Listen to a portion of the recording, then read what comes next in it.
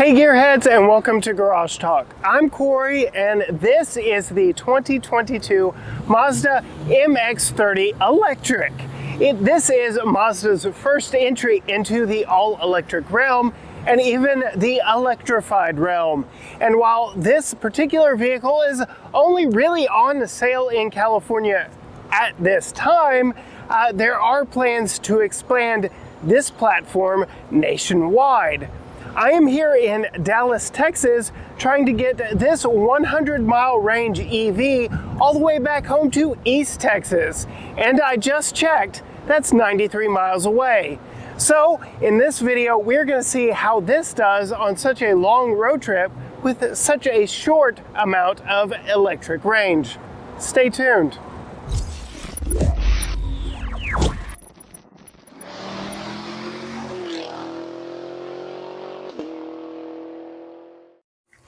This video is sponsored by Electron Portable EV Chargers. Electron supplied us with this 240-volt, 32-amp portable charger for us to use, and it drastically cut down our home charging times. This particular charger has a 21-foot heavy-duty cord, NEMA 1450 plug for our house, J1772 for any mainstream EV on the market today. If you are interested in getting a portable charger for your EV and helping out the channel in the process, click the link down in the description below. Looking under the hood of this EV, you can see, well, there are the electrical components that make this thing work, and the batteries are actually under the cabin, but this has a massive empty space that, well, in other overseas market, they actually have a rotary or Wankel generator to recharge those batteries while on the move. That's right, this vehicle can be a very extensive hybrid with a Wankel generator. But let's hop in and see how it drives. All right, so getting in the Mazda MX-30. Now would be a good time to tell you that this review is mostly going to be featuring how easy it is to get this commuter vehicle home on what turns out to be a very long commute for me after picking this up in Dallas. So I might touch on some of the ergonomics in here, but if you want to know more of what I think, my son thinks, and his mommy, my wife, thinks about this, be sure and hit that subscribe button down below and ring the bell so you're notified when our family video drops later this week, where we will actually have lived with this in our hometown of Tyler, Texas, and in its natural environment of really just doing the normal city commuting thing, not necessarily doing this very long 93-mile road trip back on a vehicle that, even when I picked it up at 99% charge, did not show 93 miles of range. So it's going to be a very interesting day for sure. Now, I am actually using a better route planner. From here, you can actually plug in exactly where you are going, what you are driving, and what the battery percentage is at the time of your driving. So I've got my current destination in, I've got my home destination set, and now I'm going to hit route. This car does have wired Apple CarPlay and Android Auto, which makes using a better route planner a whole lot easier. As you saw, as I put this in reverse to get out of our parking spot, has a 360 camera. So while this vehicle is not just absolutely a luxury vehicle that is loaded out, there are a lot of luxuries in this vehicle turn right to South Ackerd Street, then turn left, that mimic the much larger, much more luxurious CX-9 Signature that we tested earlier on this channel. Turn slide right to I-45 East.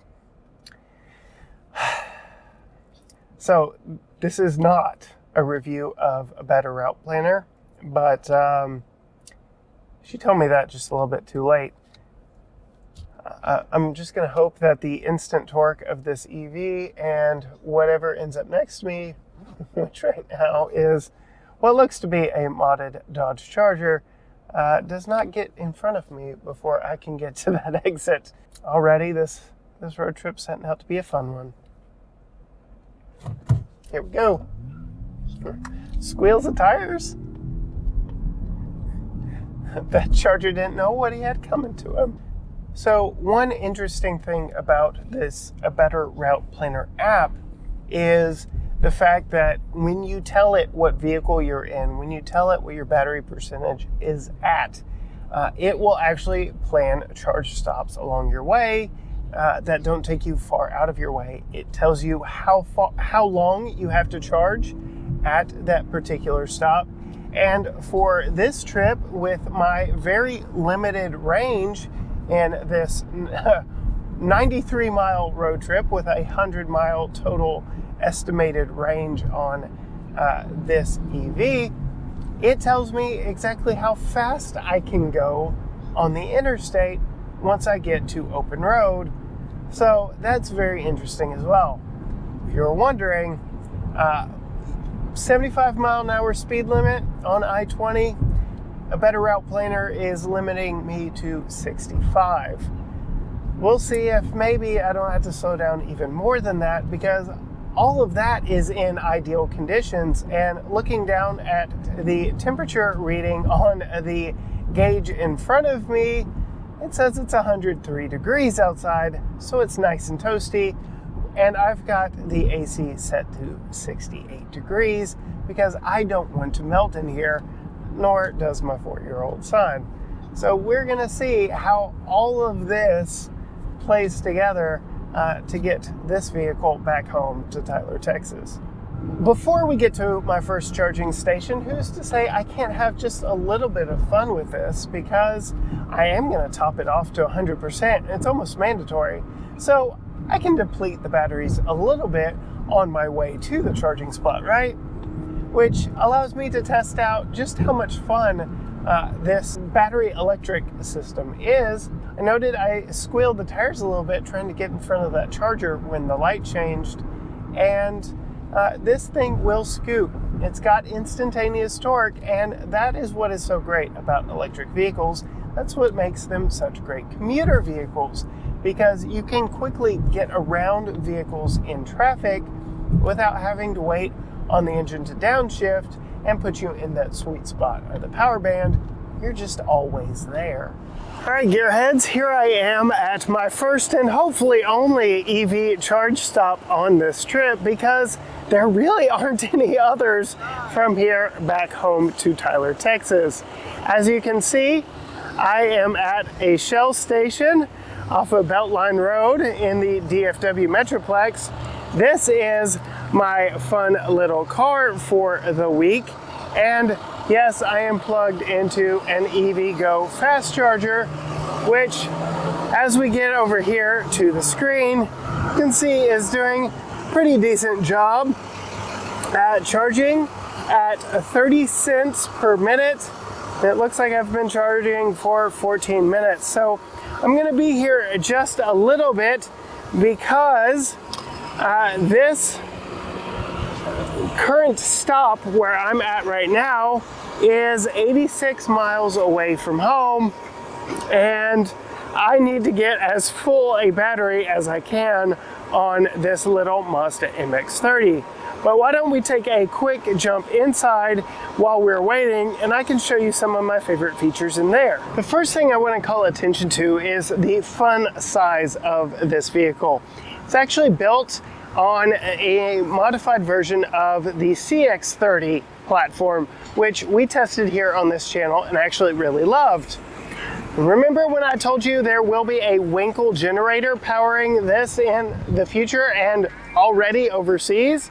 Well, the last Winkle powered vehicle we had here in the States had these clamshell doors as well, which is a pretty fun way to hop inside the front or the back seat. So let's take a look inside the MX-30. The dash is very familiar to anyone who has driven a modern Mazda, because it looks like any other Mazda dashboard.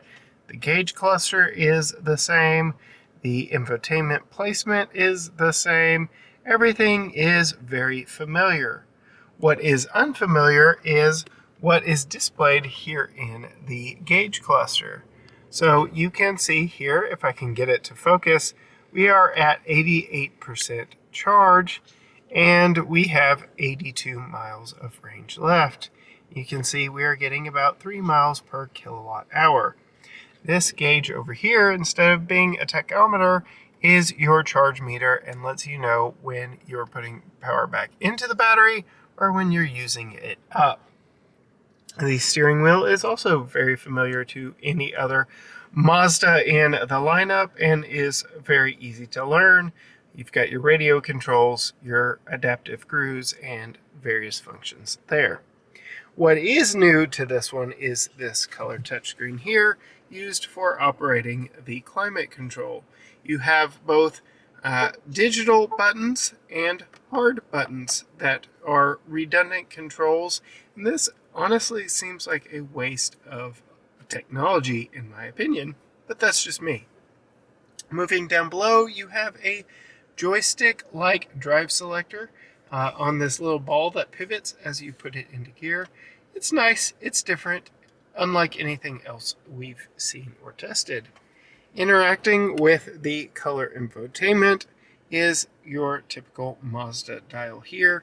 I really like the quick access buttons all the way around. Makes it really easy to use, even if that is too far away and is not touch capable. And I really like having the volume knob here on the center console because it is very easy to use and operate. Backing out from the center console a little bit, and you can see the unique use of cork in this vehicle, which actually goes all the way underneath this floating center console here. These two cork panels actually flip up and show you your cup holders. Flip them down, and you can actually get into the center console. This center console does slide forward and back, so you can find an optimum armrest position, but the opening here is actually quite interesting if you choose to have the cup holders hidden. I would imagine this is how you are going to drive most of the time. Down below the climate controls, you actually have two USB-A ports and a household style plug over this large cork storage section. Pretty nice interior storage options on this Mazda. Moving back to the back seat to sit with Tucker. Can you say hi, Tucker? Hi. Very interesting touch here.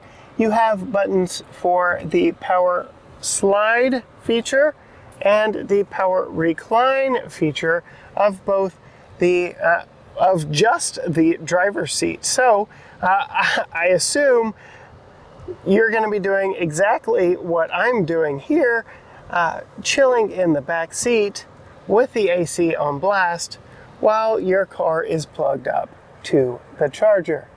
Here we go, setting off from our charge station. 86 miles to go, 87 miles of range. Continue left, then turn right. Oh my goodness, gearheads. This is going to be the most nerve-wracking EV trip I think I have ever taken, because I am going to be down to the wire on this one. 1 mile of range to spare, and whew, we shall see, we shall see. Turn right to Interstate 20, then turn slide left. In 600 feet, turn slide left to I-20. Now, I will say here, yet again, using a better route planner, this knows the predicament that I am in and is notifying me even on the CarPlay screen here that my max speed should be 65 miles an hour. So I'm going to go ahead and set that on the good old adaptive cruise and just pray I make it home. All right, gearheads, I made it with 15 miles to spare. I'm actually plugged in right now to a 110 charger, because over my left shoulder is another EV that we are charging and testing for the week, the Kia EV6 GT line all-wheel drive. Looking forward to that. You can see the gauge cluster in front of me is saying high voltage battery, very low, charge soon. So you can see I was getting into the danger zone with this vehicle, and it is going to take over 16 hours to charge plugged into that 110 outlet. I'm sure once that Kia EV6 GT line is charged and ready to go, we can swap them out and I can plug this one in to that 240 Electron charger that was supplied to us by the Electron brand. Be sure and check them out with the link down in the description below. I did, in fact, make it back in this to Tyler, Texas. And this is really the environment this thing was meant to live in. So now let's take it around this city environment to see how it really adapts to a daily commute. So setting off in the 22 MX-30 in a city environment where it belongs, because I know, I already hear you. What does a range test really matter to you from Dallas to East Texas in a vehicle with only 92 miles of range? And one, I really just wanted to see what this thing was really capable of and if it was really possible to live on 92 miles of range. Because even in electric vehicles with more range than this one, it's very likely that you can find yourself in a scenario where, hey, I may not have just enough juice to get where I think I need to go. And that's where living with this and road tripping it from Dallas came in handy. The other reason why I wanted this vehicle is because I knew it was in my local Mazda press fleet, and who wouldn't want to get to sample a vehicle so weird, quirky, and fun? There's no other way currently that I would get behind the wheel of a vehicle just like this, because as I've mentioned, this is only sold in California. So naturally, my gearhead curiosity wanted to drive this and see what it's like.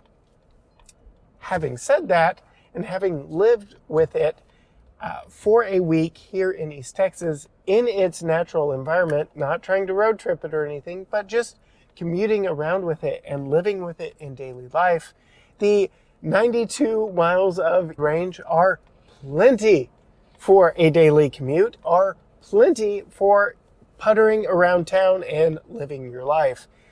This would be a perfect entry-level EV for a family, just somebody not needing a whole lot of space, because the interior portions of this are rather tight and compact.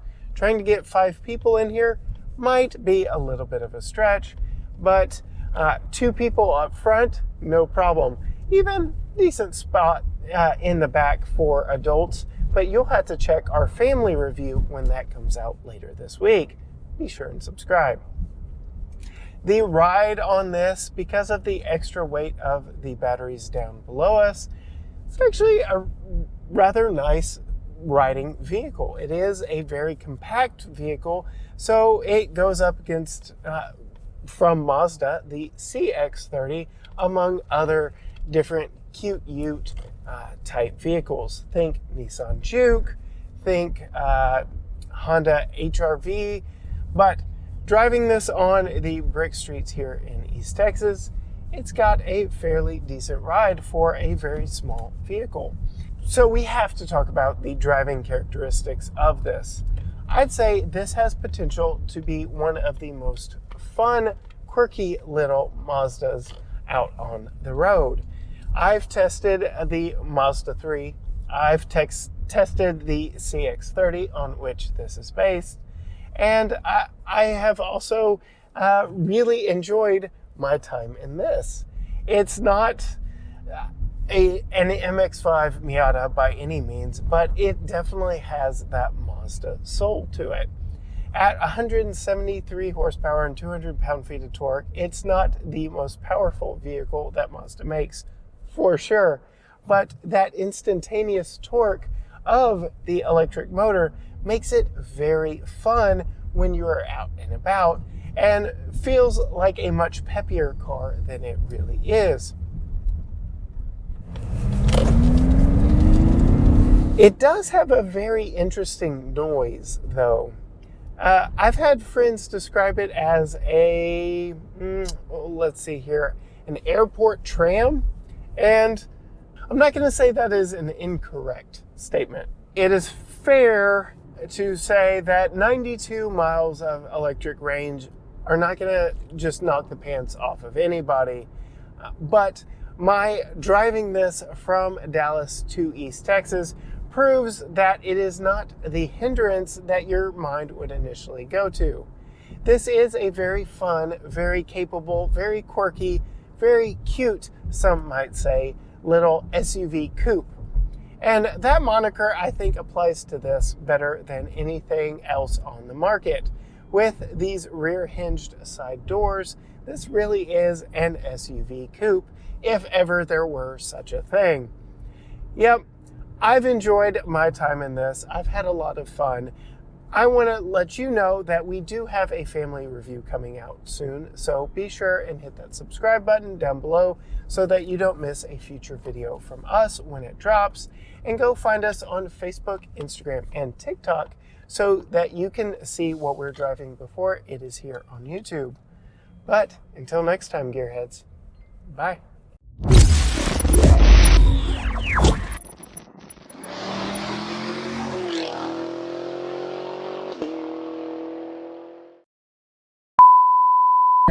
Houston. After living with this for a week here in the city, nope. Thank you, Tucker.